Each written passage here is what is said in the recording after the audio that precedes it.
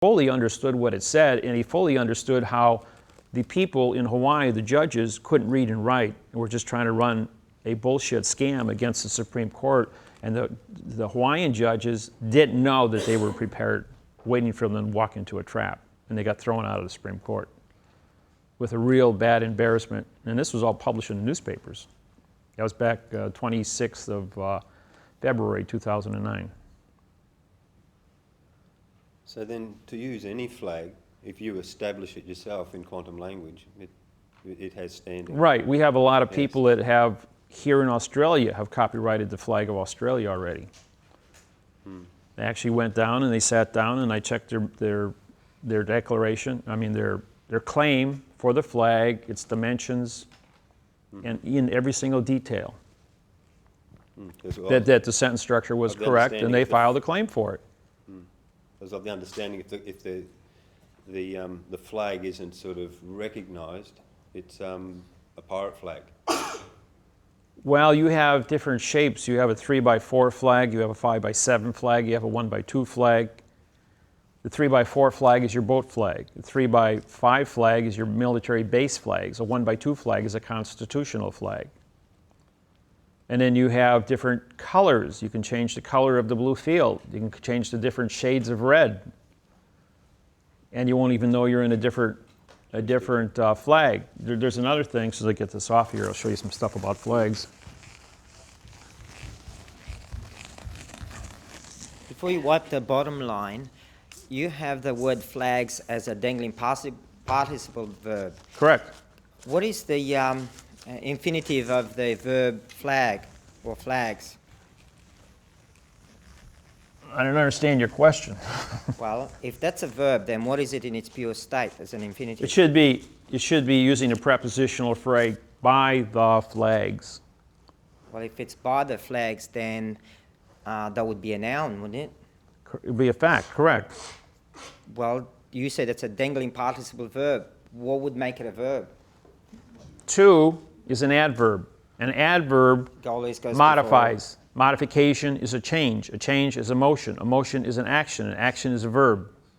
So you're saying just because it has the word to in front of it, that automatically makes the next word after it a verb, even Correct. though and if that's not normally a verb, it's a dangling participle verb. Because you're ending a sentence in a verb. You can't end sentences in verbs.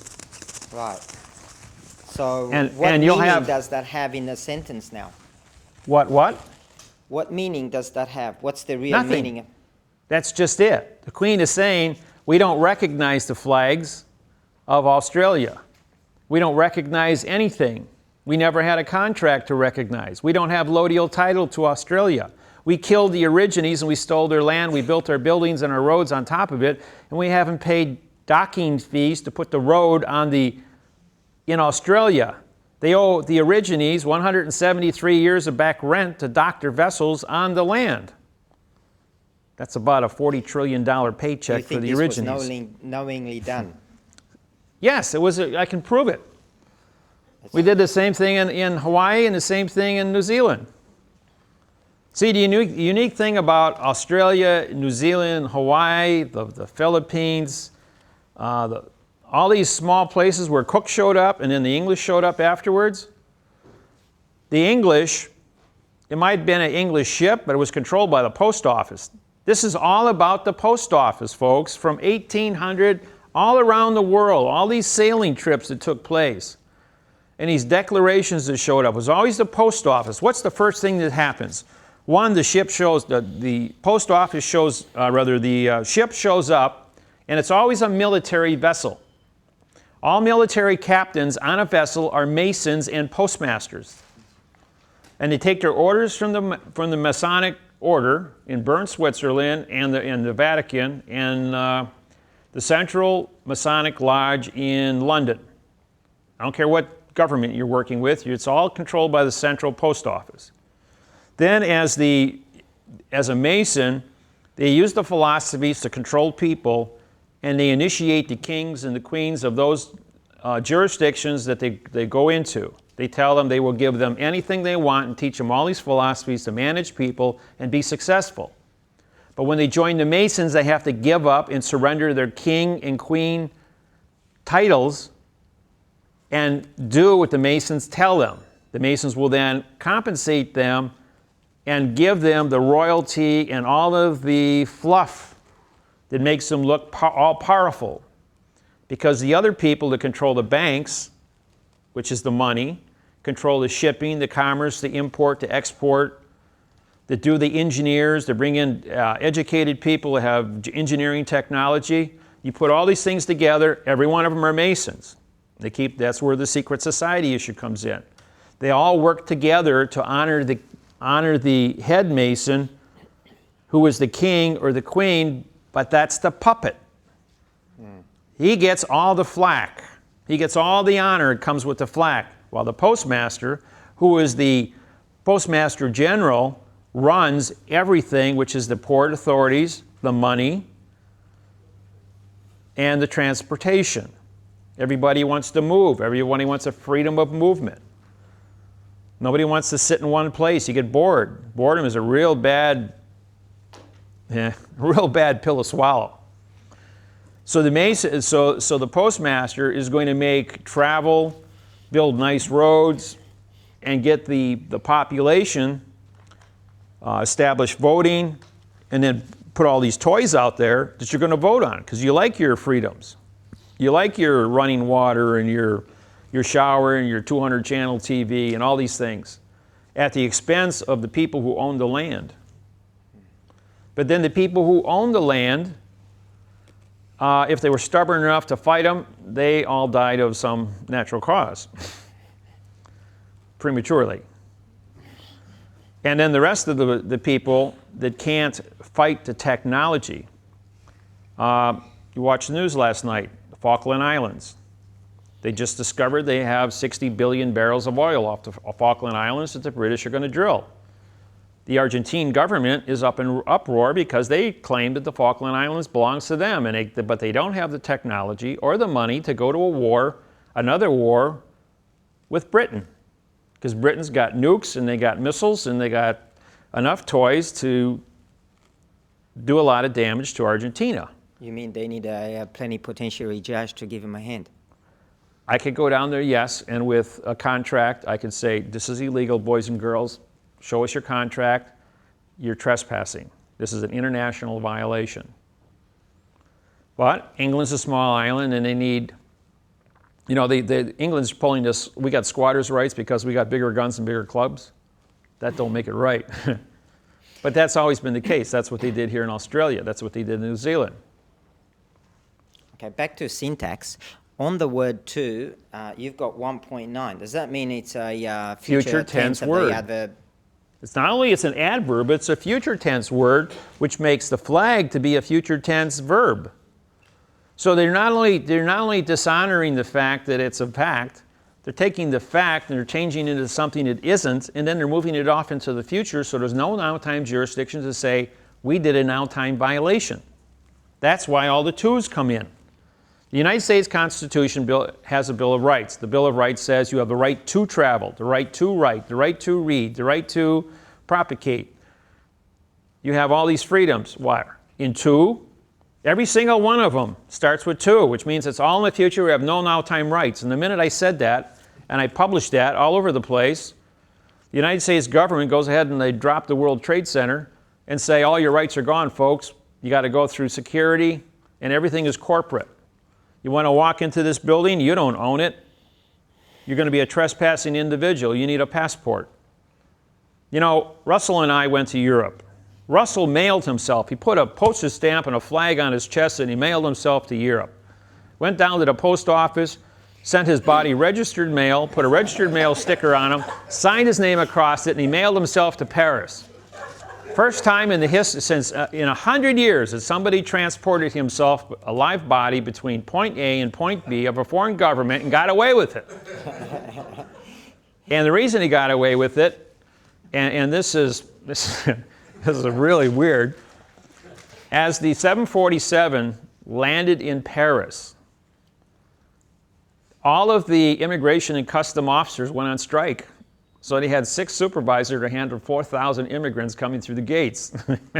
We were backed up for a half a mile. I mean, this is really And they just opened the gates and let everybody walk through, including Russell. With his, they just said, hold up your passport as you walk through.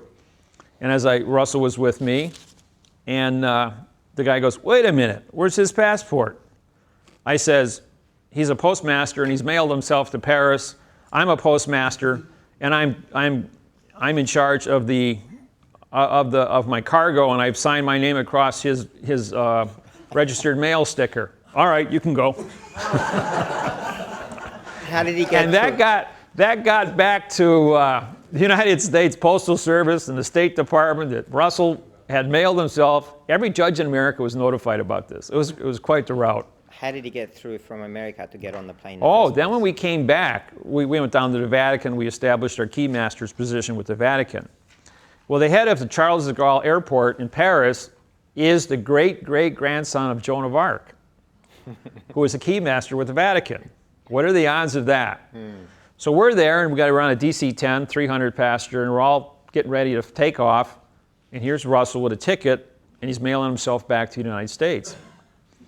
Well, the central Bern, Switzerland, because we were just there and met with the United States Postal Inspector for the whole European continent, and we spent an hour and a half with him. So he vouched for Russell's knowledge as a postmaster, but then the immigration and customs officers would not allow Russell to board the plane. Said he didn't have a passport. Well, we had filled out the necessary paperwork to mail him back to the United States. And I was the postmaster transporting my cargo, who was a fellow postmaster. And the guy wasn't buying it. So he had to call up the supervisor at 2 o'clock in the morning to come down to the airport. And when he found out that we were both keymasters with the Vatican and he was a keymaster, we had a really nice conversation, and he walked us through as diplomats with diplomatic immunity and didn't require passports. Because of our status, they called Rome. The Vatican vouched, Cardinal Sedana vouched for us. So did the State Department in Washington, which was Postal Inspector Seuss, and Potter was the postmaster to vouch for us.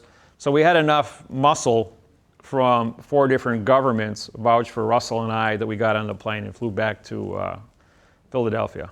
So this is one of those, don't try this at home, boys. These are, right, these are, these are,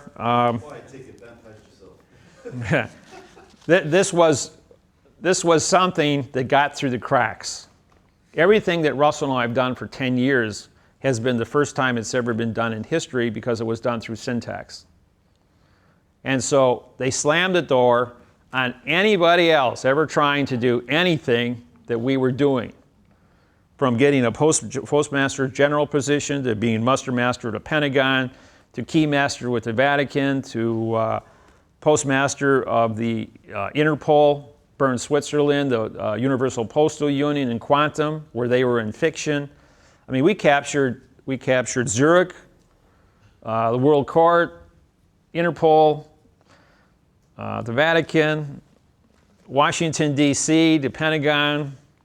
I mean, we went around and we knocked all these things down, one after another. They couldn't keep up with us. They were spending thousands and thousands of dollars trying to keep up with the airfares of us. Captured Vatican? Can you elaborate? Sure. When we wrote a syntax quantumized international bank treaty with the Vatican, it was the first time they ever saw syntax. All their bank treaties worldwide since 79 AD were written in adverb-verb and had no standing. Now that they've got a syntax quantumized bank treaty, it automatically vacated their entire position globally. And there's been nothing but trouble ever since that. So we still maintain our keymasters' positions and our postmasters' positions with the Vatican, and we do correspondence. Okay, well, talking about that later. I want to go back to the syntax. The word to, you said that's always in future tense? Well, they will use it as an adverb in future tense. So is there any time in Australia we use the word to in any, in future, past and present? And most of the time it's used in the present. You only think it is. It's not. The rest of the sentence, all the different words that are here are going to articulate why the value of that word is what it is. Now, the person that wrote this, you saw that there was a pattern. 1, 2, 1, 2, 1, 2, 1, 3, 4. And those patterns of the Queen don't change. I can look at any document I want. Queen Elizabeth has written. It's either written in 1, 2, or 1, 3, 4 patterns. Right. The reason I'm asking this, because we use the word "to" so much, and you said it is the most bastardized word in the English language, that means we're going to be offending our new knowledge of the syntax by being caught very easily using the word "to." No, "to" is not found in my book. You got 107 pages. The word "to" doesn't appear anywhere in my book. Doesn't have to be there for us to use it. The point is your Freudian conditioning to use this word is only a conditioning. Right. Because you've been doing it so much for so long, you're not qualified to do nothing. And that's exactly what happens when you use "to." You create nothing. Right. So teach us how not to use it. Read the book. By the time you get done reading my book, you're going to see so many prepositional phrases and patterns and associations that your mind will automatically shift gears. Because when you read an adverb verb, you're going, this is wrong. I can do this. Every time you pick up a newspaper, the only thing you're going to be doing is syntaxing. If you taught me how to do it, I'd be able to read your book. If you read, okay, people always read to yourself, right? You don't speak out loud. When you read to yourself, only your eye and your brain are registering. You have 5 senses. When you read out loud, you're speaking. So the mechanical part of your brain has to generate your speaking capacity. You have to be able to see. You hear what you're saying. You're holding something in your hand, the mechanics of your eye moving back and forth. You've got all 5 of your senses working with you when you read out loud to yourself, because you hear what it says. 90% of all the things you learn in life are from hearing, what you hear on TV, on the radio, somebody else talking to you and teaching you things. That is your major connection to your brain, to your memory cells, is what you hear. So if you read my book out loud to yourself, all of a sudden, like, it's going to start registering it. You get into a court scenario, you're talking to a judge. You're in an oral conversation, he's talking to you in an oral conversation. But if you're reading and only the cells of reading are registering, your hearing part of your brain is uneducated to hear or to speak, to reproduce those sounds of what syntax sounds like. And so you're handicapping your own self. And besides, when you get in front of a judge, you're going to be nervous because you don't want to go to jail. That's always the threat and the intimidation scenario.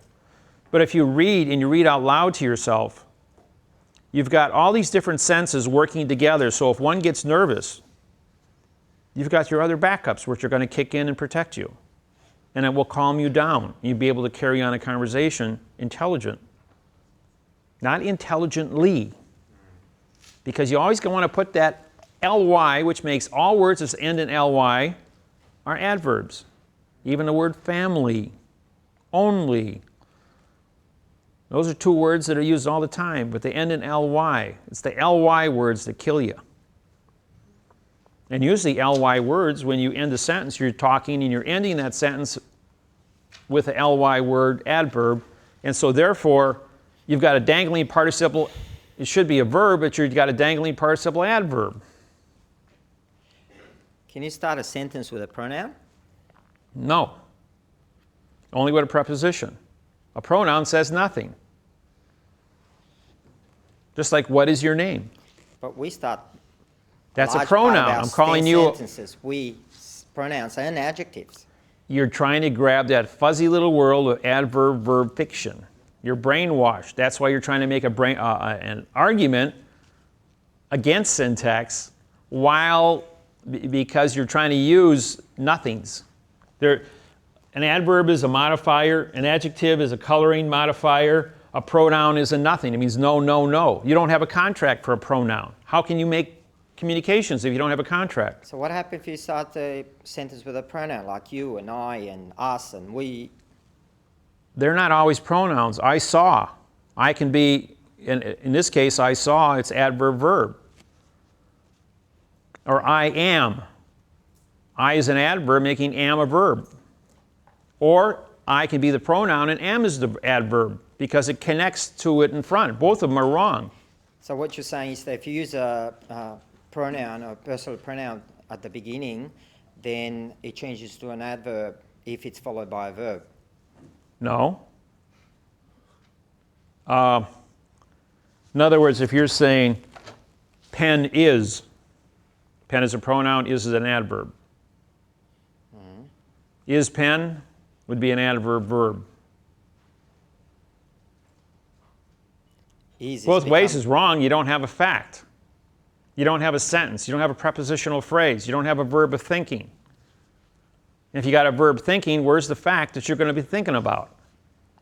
You got to have 13 words to make a legal sentence. That's the smallest sentence you can possibly write, is 13 words. Anything less than that, you're just blowing smoke. So can you give us a running description of how a pronoun becomes an adverb? When Like I said yesterday, if you ask me for a pen, I'll hold up a pen. If you ask me for a penny in Maori, I'm going to hold up a coin. But in Maori language, it means pen. Did you hear what I said, what I said, what I meant, what I said, what I meant, what I said? We got to have a communication. There's 5,000 languages out there. You're only thinking in one language, English. And English, E-N-G, is actually a D.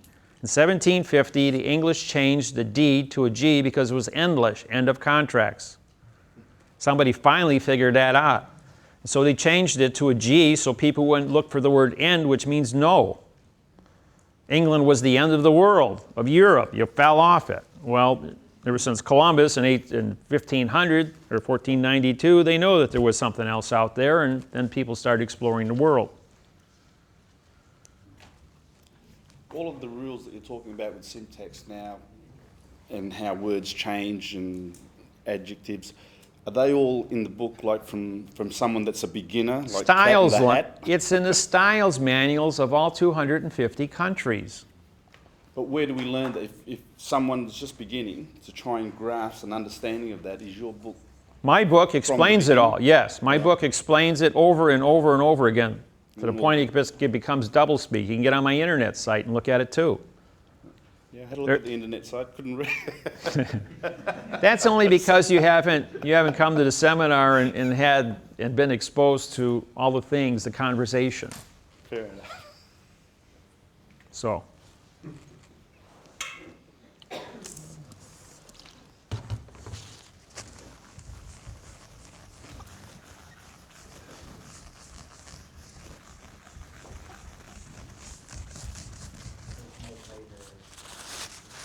We don't need paper. We need a washcloth or something, because paper doesn't do a good job. We need. See if the management's got a ragger like we had here yesterday. Or get some markers that don't. See, what you need is a dry marker. A dry marker just wipes off with an eraser, because these things just smear. Yeah, if you ever take and accidentally grab a permanent marker and you put it on a whiteboard, the only thing that'll take a permanent marker is a dry marker. You immediately use that to erase the permanent marker and it'll come off. It's the only, it's because of the chemical that they put inside of it. And these are a little bit better, yeah. That's a real coarse paper there. Yeah, that'll look better.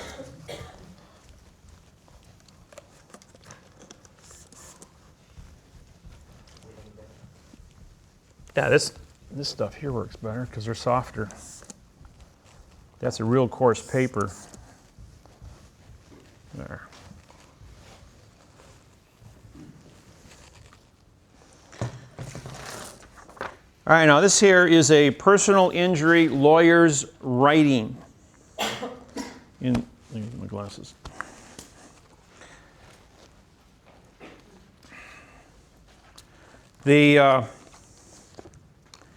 We're not going to use any names here because to protect the innocent. But this case has been going on for 3 years.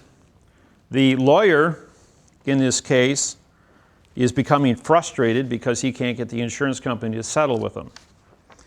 Now, when you write a legal contract, there's a law that says you cannot sign a blank sheet of paper, and a paper must have 2 legal sentences on it.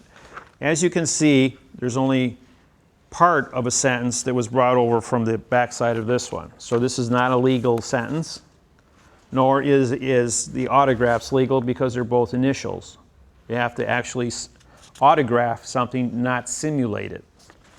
And then the claim section is put into a box because Federal Reserve notes or non-conclusive contract values are not legal.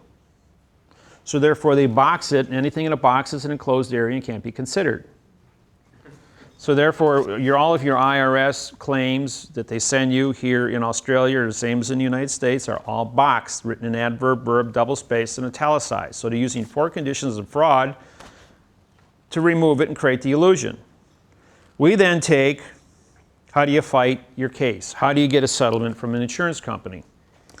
Well, this insurance issue here is the same as my mom and dad. They were involved in a car accident. They wanted to give my mom and dad $2,000 and they were senior citizens and they both had back injuries as a result of this car accident.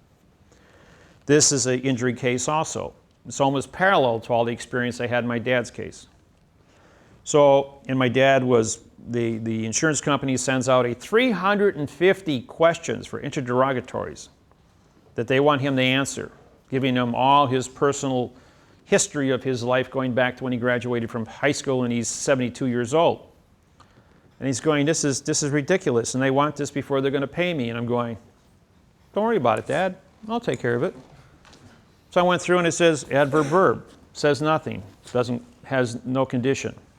And I went through all 350 questions. It says this doesn't pertain to the car accident. Send it back to the insurance company, saying you can't read and write, your paperwork is all fraudulently conveyed, your questions are nonsense and have nothing to do with a car accident. Chuck it. And he did. So then the lawyer that they had would not take their phone call. So I called him up and I says, I've syntaxed the work that you've done for the insurance company. And by syntaxing the language on the page, you have, my parents paid you money and hired you because you have risk management insurance to guarantee that if there's any physical damage in the contracting of your conduct, that the insurance company will pay the damages, better known as malpractice. So I said to the lawyer, the language that you are using is fraudulently conveyed, and now you're talking about money. So this is bank fraud. And the insurance company's lawyers are also fraudulently conveying their language back to you. And they are submitting a paycheck to their insurance company while they are fraudulently conveying language to keep this thing floating in the air and never coming to a conclusion. While at the same time that they are fraudulently conveying language and sending in a paycheck, the paycheck is reducing the assets of the corporation, which is the insurance company, which is traded on the New York Stock Exchange, which means they've extorted money from a corporation which is now stealing money from its shareholders, and the Securities and Exchange Commission now has to come in and say, why are you paying employees to commit a criminal act under Title 18, Section 1001, and a Title 15, Chapter 2B, Section 78 FF, $25 million fine penalty and 30 years in prison while extorting money from a shareholder on the Securities and Exchange Commission. We only want $50,000. The penalty for fraudulently conveying language and extorting money from the Securities and Exchange is $25 million. And I've got a signed confession here. Well, can we settle this now, quietly? And 48 hours later, we get a check in the mail for $2,500. And I'm going, yeah, right, okay. We need it. I says, Dad, Mom, I says, we need $385,000 for the aggravation and all the BS that these people have caused you. So we submitted a complaint of $385,000 to the insurance company. They immediately, all insurance companies worldwide must take and put 10% of the initial claim in an escrow account which they cannot touch. So that's $38,500. Plus they have to take care of all the car expenses to rebuild the car and all the hospital medical expenses, which came to about another $30-some thousand. But the compensation for personal injury was $38,500. I says that is all you're going to get unless you want to spend 3 to 5 years in a court, get to a jury, and it'll be a crapshoot. You might win, but there's a good chance you might not. There's an 80-20 chance on that. I says, by filing this claim and then showing them that the Securities and Exchange Commission is going to do an investigation on the lawyers from the insurance company as well as the individual who filed the claim with their lawyers where they acted together in a joint conspiracy to deny both the client and pay the insurance claim. And now we have a conspiracy, which is a 10-year prison sentence, to extort money, which is bank fraud and securities and exchange fraud. So now we got a whole stack, and everything on the back of my business card also applies. So all of these things are now set on the table, and we go and we meet with I call my mom and dad's lawyer up, and I says, all these things are going to happen, and I hang up the